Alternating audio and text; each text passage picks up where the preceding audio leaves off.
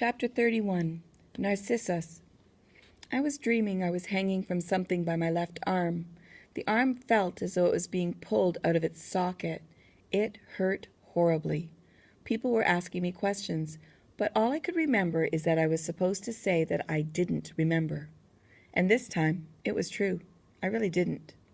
I blinked awake, lying propped up in hospital bed. The dream evaporated. With my right hand, I touched a thick mask of white bandaging covering my head. Through eye slits, I could see patients in white gowns and white-sheeted beds and nurses in crisp white uniforms. White. Everything was white in that hospital. I wonder how I had gotten here. "He's coming around," said somebody in English. I'd heard the same words, a similar statement, long ago. I tried to remember where. My head hurt. My face hurt. And I could not see much out of my left eye. But mostly it was my left arm that hurt. I tried to move, to sit up straight. Traction pulleys jangled. I screamed in pain. An oversized face loomed close to mine. A nice face, that of a nurse with little glasses perched on her nose. "Please, the pain," I cried, in German, then English, then Russian, my voice sounding funny, garbled. The nurse said something to me. She bustled about. I felt sheets pulled aside, and then the cooling sensation of alcohol on my shoulder, quickly followed by the sting of a needle. "That should do the trick," the nurse said in American English. Her footsteps tapped away. A doctor walked by. I followed him with my eyes, but the vision in my left eye was still blurry. I began to feel a little woozy, and much better, except that I knew something was terribly wrong, that something awful had happened, but I couldn't remember what. My face felt numb. The pounding in my head had stopped, but my left arm, though the pain had faded, continued to throb. Unable to see much of anything out of my left eye, I turned my head to see out of my right. I looked at the traction wire hanging from an overhead bar, and at my left arm. Only there was no arm. From a few inches below the shoulder, it was gone. The town of Lathenau, Germany. That is where it had happened, I learned later. A machine gun blast had shattered my left arm. One bullet had entered my open mouth and exited my left cheek. The heavy caliber bullets had also ricocheted and splintered, and fragments of stone and steel had hit me in the head and face, mostly on the left side. My left eye had been abraded. At the American Red Cross Hospital in Stassfurt, Germany, where I had been taken, my left arm had been amputated, and more than 100 stitches had been needed to close the wounds to my scalp, forehead, and left cheek. When I first regained consciousness in the hospital, I only knew that I had been badly injured. Then came the horror of finding that my arm was gone. I had seen so many others with missing limbs that I'd thought I'd understood what they had been feeling, what they had been going through. But I had understood nothing, not until it happened to me. The wounds to my face were serious, but they would heal, I was told, and the vision in my left eye would probably return to normal. But my arm, all I could think about was my arm, and the unimaginable, unacceptable reality that it was gone. In drugged sleep, I often dreamed that it was still there, always to awaken to the awful truth that it was not. I would turn away from it, from the stump, and look emptily through eye slits at the ward, thinking back. More and more I began remembering the incident. I remembered the machine gun firing, and right before that, hurrying up a cobblestone street, shiny with wetness. Strangely, my recollection was of being alone, of being by myself, when the shooting started. It seemed incredible to me now, but for days as I lay there in the hospital, I did not remember Tamara being killed.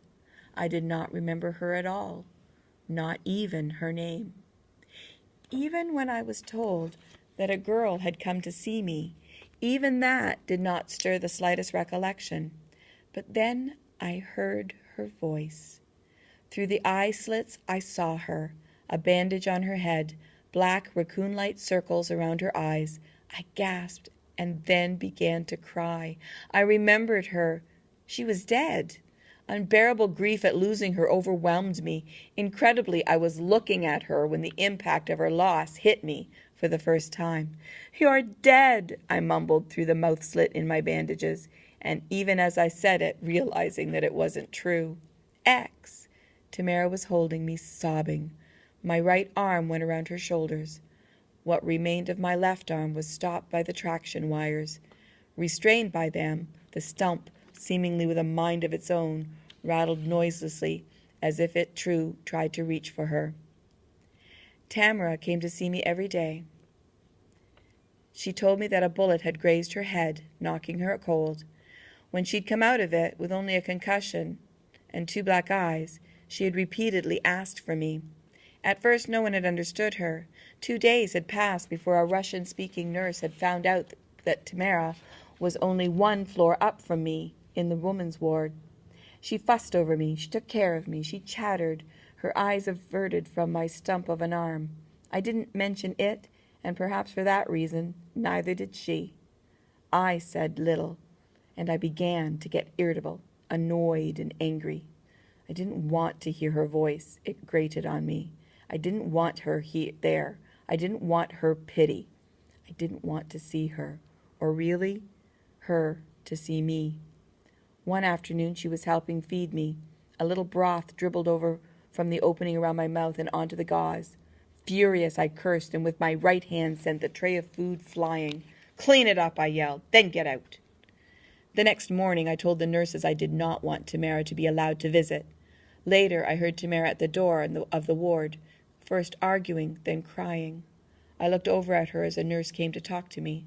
Before she said a word, I asked her to tell Tamara that I was sorry for what I had done, but that I needed to be alone. The nurse headed away. I turned my head. I saw Tamara and 2 nurses talking. I looked away. When I looked back, she was gone. One of the nurses was frowning across the way at me. November 1st, 1944. An American soldier in the bed next to mine died that day. Envy. That's all I felt. I began receiving notes from Tamara. Desolation, emptiness, that is what they caused me to feel. Once I wept. I cried for all that was lost and what might have been. A little stack of her notes began to grow on the table at my bedside. I couldn't throw them away, any more than I could bring myself to write back. "You have a letter," said a nurse one morning. "Just put it on the table," I said, thinking it was another note from Tamara. "It came by military post. It's from your mother." "My mother?" I stammered, certain it was from Alexander's mother, and feeling as though I was reliving an ugly moment from the past. "But how would she know that I'm here?" "The girl contacted your family." I looked at the postmark. The letter was from Vilsburg. "Please read it to me," I said. "My darling Eric," the nurse began, "it was the most wonderful moment of my life when I learned that you are alive.